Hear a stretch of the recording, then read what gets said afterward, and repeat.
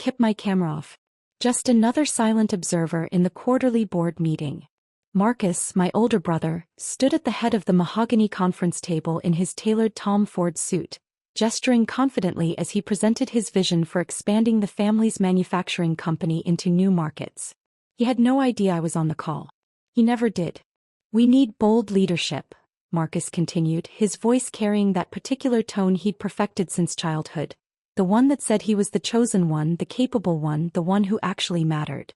Not the kind of person who can't even balance a checkbook. I took a sip of my coffee.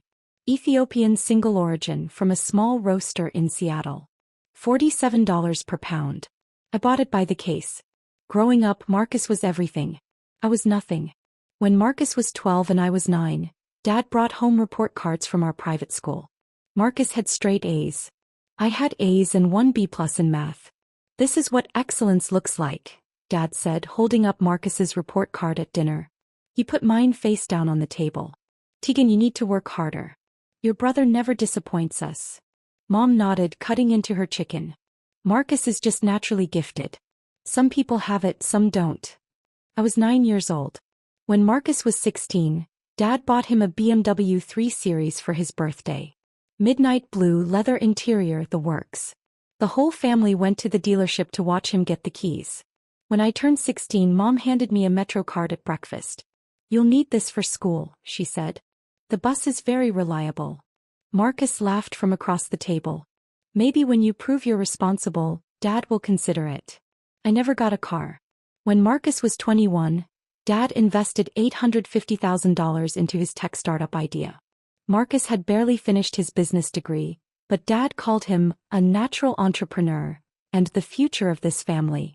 When I was 21 and asked for $5,000 to invest in a certification program for supply chain management, Dad looked at me like I'd asked for a kidney. "Tegan, you need to be realistic about your capabilities," he said. "Not everyone is cut out for business. Maybe focus on finding a stable job with benefits." I worked 3 jobs that year. Paid for the certification myself. Finished top of my class. Nobody in my family came to the graduation. The worst part wasn't the money or the cars or the opportunities. It was the casual cruelty. The constant comparisons. The way they talked about me when I was right there in the room as if I couldn't hear them. At 23, Marcus's startup failed. He'd burned through Dad's $850,000 in 18 months. Dad called it a valuable learning experience, and immediately hired him as VP of Operations at Carson Manufacturing, our family's industrial equipment company. At 23, I was working as a logistics coordinator at a warehouse, making $43,000 a year.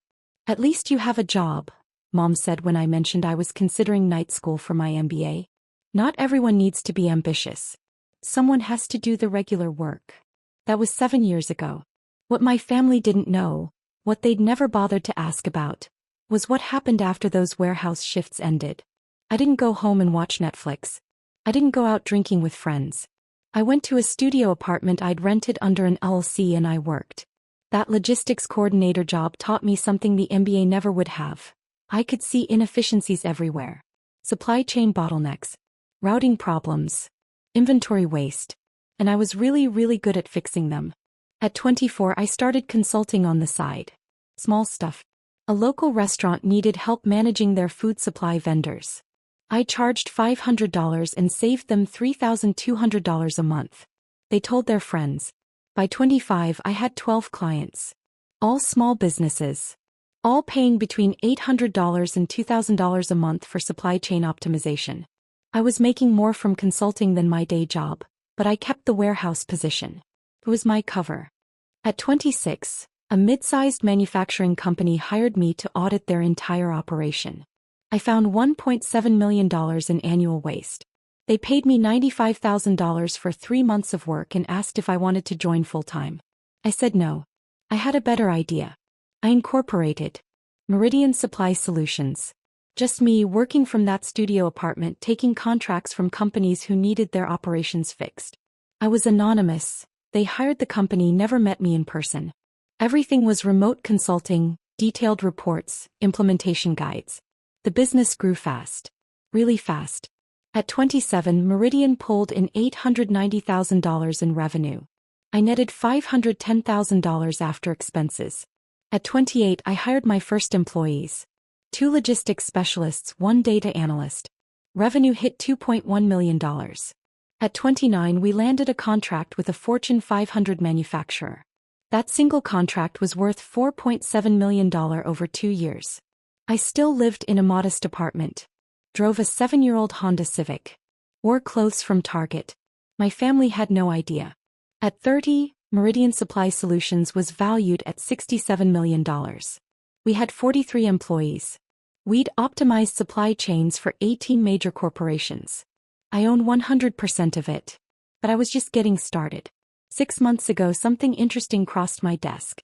Carson Manufacturing, my family's company, the one Marcus ran as VP of Operations, the one Dad had built over 30 years, was struggling.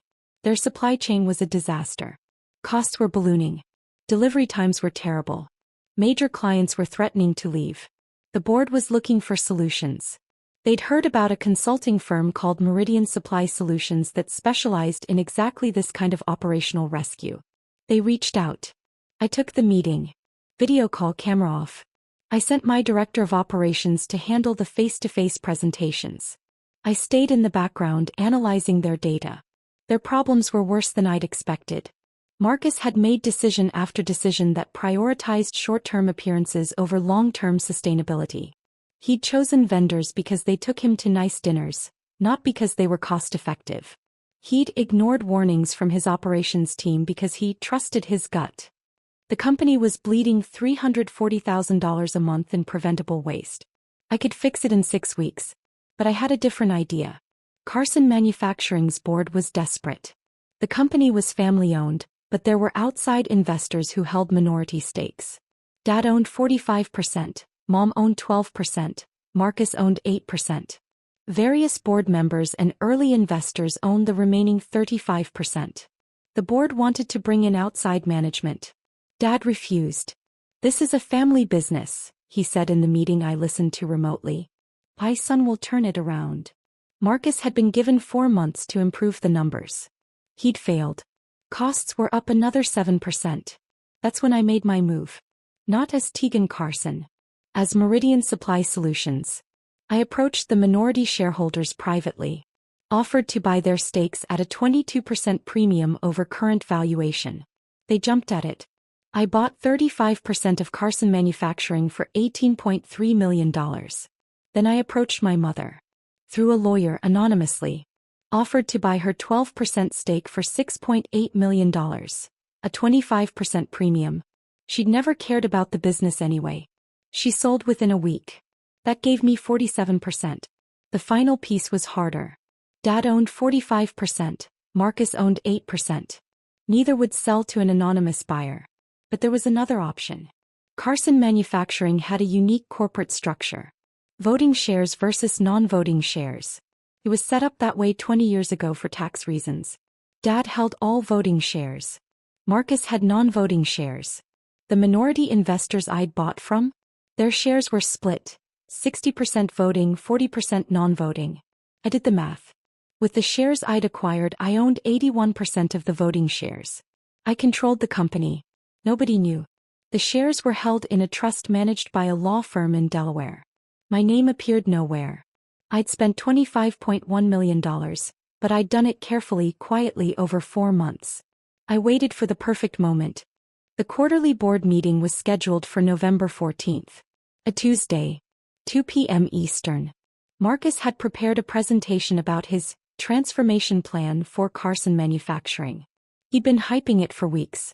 In the family group chat, he'd sent photos of himself with consultants, with spreadsheets, with projection models.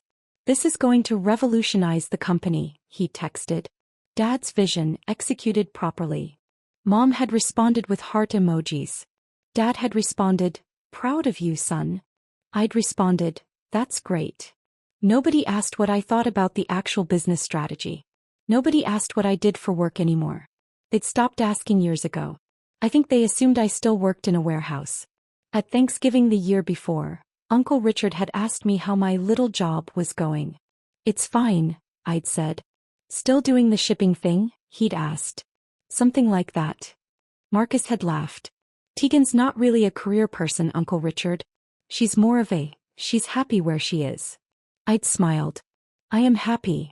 That was the truth. I was very happy. The day before the board meeting I called Marcus. It was the first time we'd spoken directly in 3 months. Hey, I said. I saw you're presenting tomorrow. The quarterly meeting. Yeah, he said. I could hear the pride in his voice. Big day. Going to show the board what real leadership looks like. I'm sure you'll do great. Thanks. Hey, you should come by for dinner sometime. Mom keeps asking about you. Does she? Well, she mentions you sometimes. I'll think about it. Cool. Hey, I gotta run. Conference call with some potential investors. Good luck tomorrow, Marcus. Thanks, sis. He hung up. I looked at the documents on my desk. Transfer papers. Corporate governance filings. Legal briefs prepared by 3 different law firms. Tomorrow was going to be very interesting. I dialed into the board meeting at 1:55 p.m. Camera off, microphone muted. Just another anonymous observer. The system showed me as M. Solutions Observer. The conference room came into view. 12 board members around the table. Dad at one end looking older than I remembered. Gray at the temples now, deep lines around his eyes. He'd aged a lot in the past year. Marcus stood at the other end, a clicker in his hand, his presentation already loaded on the screen. He looked confident. He always looked confident. The meeting began with standard business. Financial reports. Operational updates. The numbers were bad. Revenue down 11% year-over-year. 3 major clients had left. Operating costs were up 23%. Marcus waited for his moment. Now, the board chairman said, we'll hear from Marcus Carson about his operational transformation plan. Marcus smiled. Thank you. What I'm about to present is going to secure this company's future for the next decade. He clicked to the first slide. Bold letters, Carson Manufacturing, a new vision. I took notes. Professional habit. Marcus walked through his plan. Consolidate vendors. Renegotiate contracts. Implement lean manufacturing principles he'd clearly just learned about. The buzzwords were impressive. The substance was thin. But the board nodded along. These were business people who wanted to believe. Who needed to believe. The key, Marcus said, clicking to a slide showing projected savings, is decisive leadership. Not committees. Not consultants. Not people who overthink every decision. A few board members glanced at each other. My father built this company on gut instinct and bold choices, Marcus continued. That's what I'm bringing back. No more analysis paralysis. No more hesitation. He clicked to the next slide. Estimated annual savings, $8.7 million. I almost laughed. The number was fiction. Pure fantasy based on assumptions that would never hold in reality. These savings, Marcus said, come from cutting unnecessary overhead. Streamlining decision-making. Eliminating redundancy. Eliminating what redundancy? One board member asked. Middle management bloat. Unnecessary consultants. People who don't add value. Can you be more specific? Marcus smiled. I can, but I want to address something first. He set down his clicker. There's been some concern about my qualifications. About whether I have the experience to lead this transformation. The room shifted. Several board members looked uncomfortable. I want to address that directly, Marcus said. I've spent 8 years in this company. I know every inch of our operations. I know our vendors, our clients, our processes. What I don't have is some fancy consulting background or a wall of certifications from people who've never actually run a business. He was on a roll now. The confident, dismissive Marcus I'd known my whole life. The board has discussed bringing in outside consultants, he continued. Specifically, there's been talk about this firm, Meridian Supply Solutions. Some of you have been very impressed with their pitch. He clicked to a new slide. It showed Meridian's logo and our tagline, Operational Excellence Through Data-Driven Solutions. My heart rate didn't change. I'd expected this. Here's what I know about Meridian, Marcus said. They're expensive. They're slow. They come in, analyze everything to death and present reports that look impressive but don't actually change anything. I've seen it a dozen times. The board chairman cleared his throat. Marcus, we've reviewed their proposal. It's quite comprehensive. I'm sure it is. But here's the thing. Marcus leaned forward on the table. Do we want to pay outsiders millions of dollars to tell us what we already know? Or do we want someone who actually cares about this company to fix it? Several board members nodded. My father didn't build Carson Manufacturing by hiring consultants, Marcus said. He built it by trusting his judgment, by taking risks, by being bold. That's what this company needs now. Not some anonymous firm that'll study us for 6 months and then leave. He clicked to his final slide, Carson Manufacturing, Family Leadership for a Strong Future.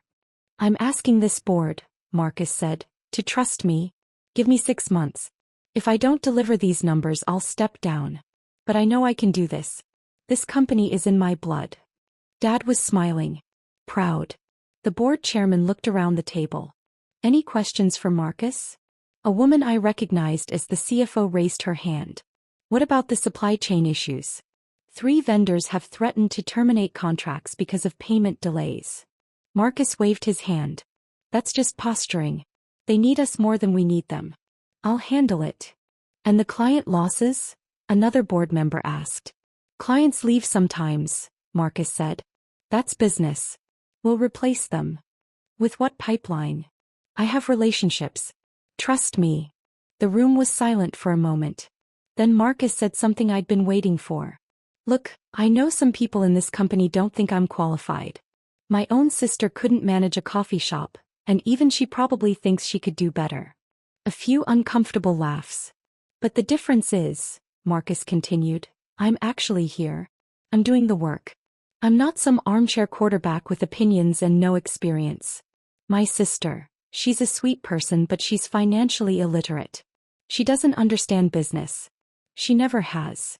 I unmuted my microphone. Interesting perspective, I said. The room froze. Who? Marcus looked around confused. Who said that? This is Solutions, I said. Observer line. This is a closed meeting, Marcus said. Board members only. The corporate lawyer, a man named Edmund Peters, cleared his throat. He looked uncomfortable. Very uncomfortable. Actually, Edmund said, Solutions has observer rights as of 3 weeks ago. What? Marcus looked at his father. Dad shrugged. It's standard, Edmund said. New significant shareholders are granted observer status in the corporate bylaws. How significant? Marcus asked. Edmund didn't answer. How significant? Marcus repeated. That's not. We don't typically disclose. I'd like to know who I'm dealing with, Marcus said. His confident tone was cracking slightly. I decided to help. My name is Tegan Carson, I said. And I own 81% of the voting shares of this company. The room went dead silent. Marcus's face went from confident to confused to pale in about 3 seconds. He started. That's not possible. Edmund, I said, please distribute the documentation. The lawyer opened his briefcase with shaking hands. He pulled out a stack of folders and began passing them around the table. What is this? Dad grabbed one, flipping it open. Share transfer documentation, Edmund said quietly. All legally executed over the past 4 months. Meridian Supply Solutions established a trust specifically to acquire Carson Manufacturing shares. The beneficial owner of that trust is Miss Tegan Carson.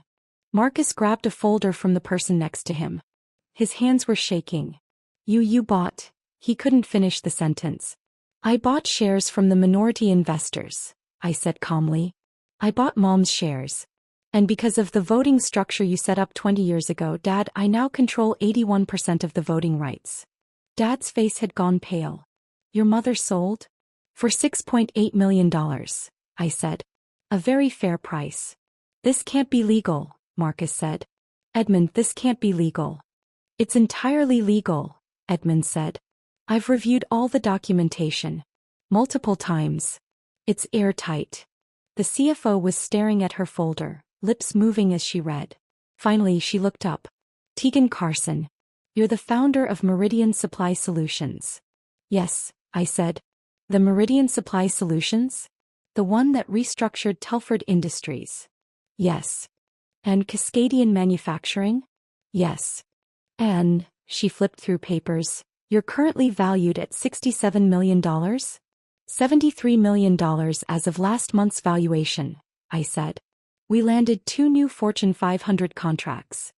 The room was silent except for papers rustling as board members read through the documents. Marcus was staring at the table.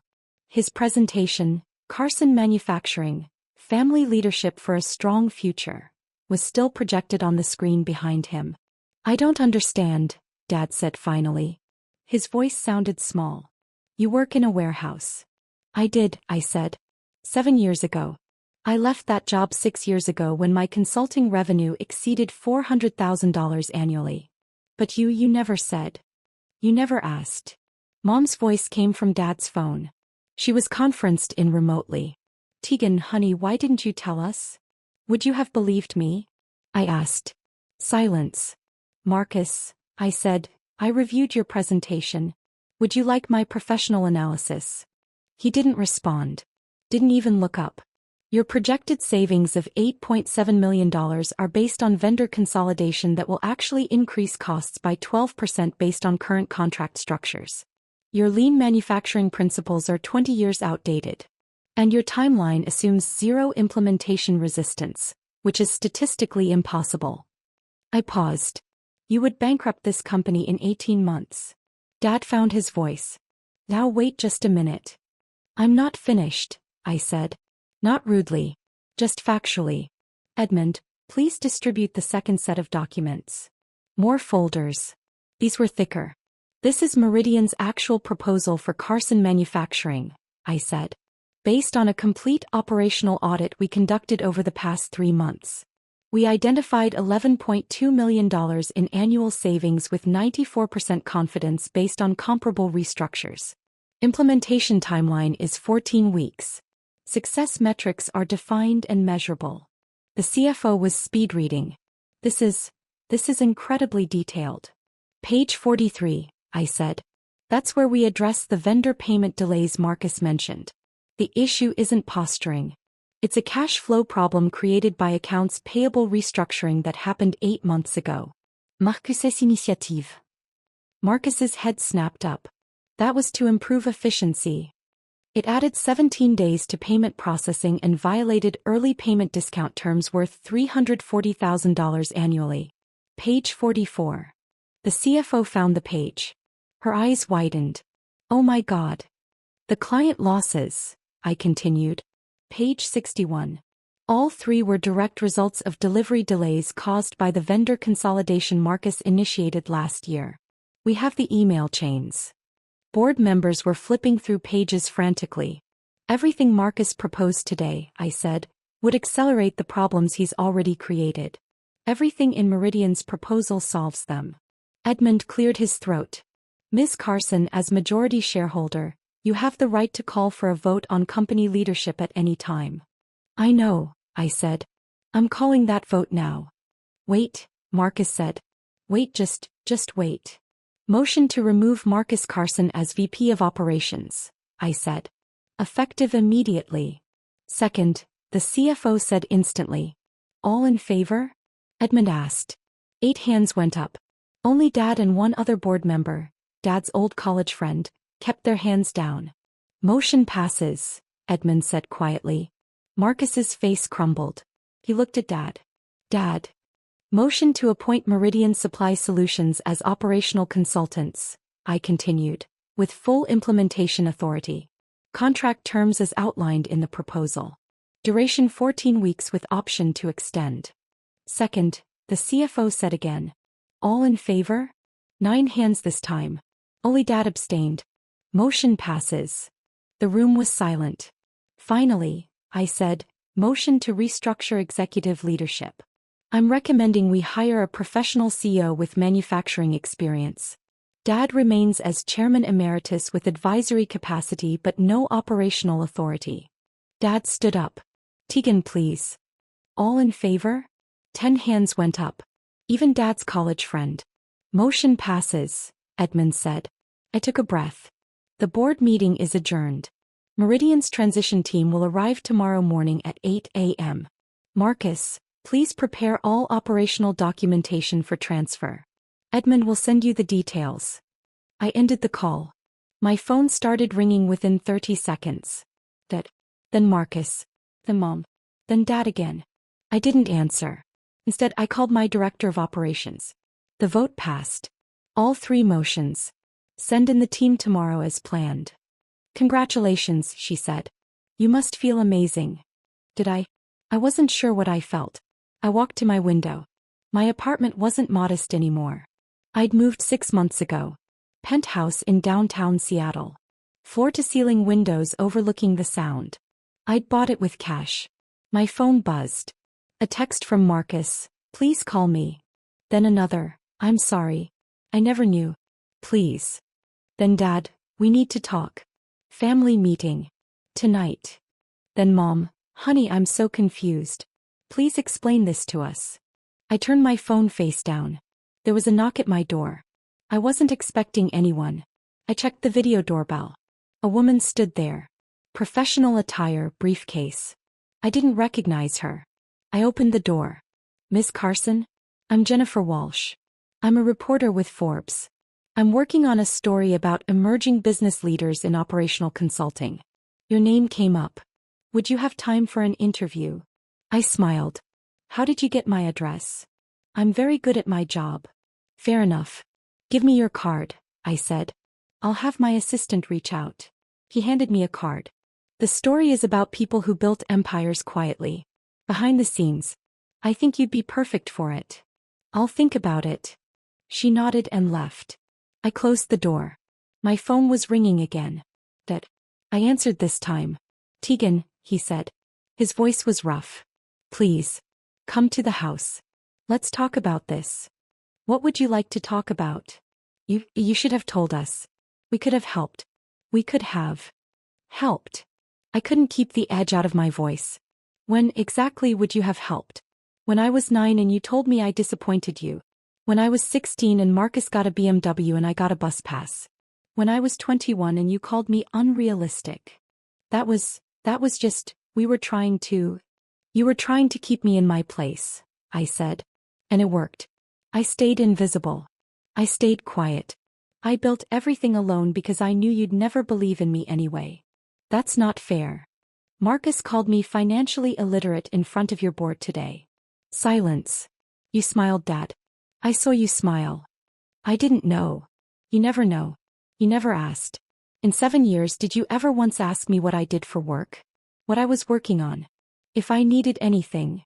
You thought I was nobody. A failure. Someone to feel sorry for. No, Dad said, but his voice was weak. I need to go, I said. Meridian's team starts implementation tomorrow. I have to prepare. Keegan, please. You're my daughter. Yes, I said. I am. Remember that next time you're deciding which child disappoints you. I hung up. The implementation went perfectly. Meridian's team identified even more savings than projected, $13.1 million annually. We renegotiated vendor contracts, restructured the supply chain, implemented new inventory systems, and trained the entire operations staff. Carson Manufacturing's quarterly numbers came out today. Revenue up 8%. Operating costs down 31%. 2 major clients had returned. 3 new clients had signed.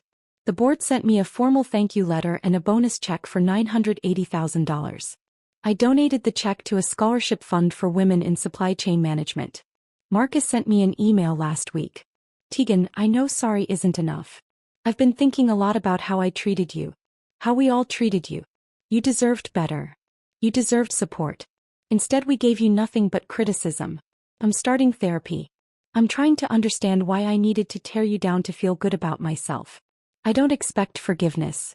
But I wanted you to know I see it now. I see what we did to you. And I'm ashamed. Marcus. I read it 3 times. I didn't respond. Mom called yesterday. Your father wants to have dinner. All of us. To talk. I'm busy, I said. Tegan, we're family. Family is supposed to support each other, I said. Not compete. Not compare. Not dismiss. We made mistakes. You made choices, I corrected. Choices to believe Marcus over me. To invest in him and not me. To celebrate his mediocrity and criticize my excellence. Those weren't mistakes. Those were decisions you made every single day for 20 years. What do you want from us? Mom asked. Her voice cracked. Nothing, I said. I don't want anything from you. I built a life without you. I have people who believe in me, who support me, who ask about my work and celebrate my success. I don't need you to suddenly start caring now that it's impressive. We always cared. No, he didn't. But it's okay. I learned to care about myself. I meant it. Today I'm in my office at Meridian. Corner office, 20th floor, view of the water. My team is 47 people now. We just signed a contract with a major aerospace manufacturer. $8.7 million over 3 years. My assistant knocked on my door. Miss Carson? Your 2 p.m. is here. The mentorship program candidates. Right. I'd started a program 3 months ago. Full scholarships for women from low-income backgrounds who wanted to study supply chain management. We accepted 8 this year. Today they were touring the office. Send them in, I said. 8 women walked in. Ages ranging from 19 to 34. Different backgrounds, different stories, but the same hunger I'd had at their age. Welcome to Meridian, I said. I'm Tigen Carson. And I want to tell you something important. You belong here. No matter what anyone has told you about your capabilities, your intelligence, your potential, you belong here. Success isn't about being the chosen one. It's about choosing yourself. They listened. I told them my story. Not all of it, but enough. When I finished, a woman in the back, maybe 25, wearing a Target blazer I recognized because I'd owned the same one, raised her hand. Did you ever forgive them? She asked. Your family. I thought about it. I forgave myself, I said finally, for believing them when they said I wasn't enough. That was the forgiveness that mattered. She nodded, understanding. After they left, I stood at my window looking out at the city. My phone buzzed. A text from Marcus. Saw the Forbes article. You deserve it. I'm proud of you. Even if I have no right to say that. I almost deleted it. Instead I typed, thank you. Maybe someday we'd have a real conversation. Maybe someday I'd be ready to let them back into my life in some small way. But not today. Today I had a business to run. A team to lead. A scholarship program to expand. Today I was exactly who I'd built myself to be. And that was more than enough.